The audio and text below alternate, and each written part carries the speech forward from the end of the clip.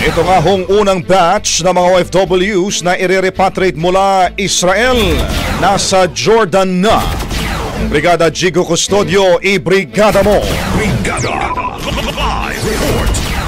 Ligtas na naitawid sa Jordan ang 26 na overseas Filipino workers at isang Pinay na turista mula Israel sa ilalim ng Voluntary Repatriation Program ng pamahalaan. Pinangunahan ni Migrant Workers Secretary Hans Leo Kakdak at Philippine Ambassador to Jordan Wilfredo Santos ang pagsalubong at pagbibigay ng agarang tulong sa mga OFW na dumaan sa King Hussein Bridge patungong Amman sa Jordan. Sila ang unang batch ng mga repatriates mula Israel at agad silang binigyan ng pinansyal at iba pang suporta.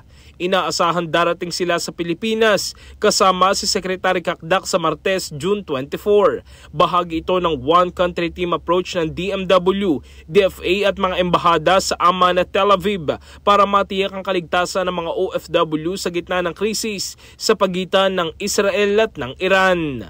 In the heart of changing lives, ako si Brigada Jigo Custodio ng 105.1 Brigada News of Manila, the Music News Authority. Brigada Balita Nationwide. Ang bahaging ito ay hatid sa atin ng Mom's Love ES1 Capsule. Simulang tuparin ang pangarap ng iyong anak. And stunting now,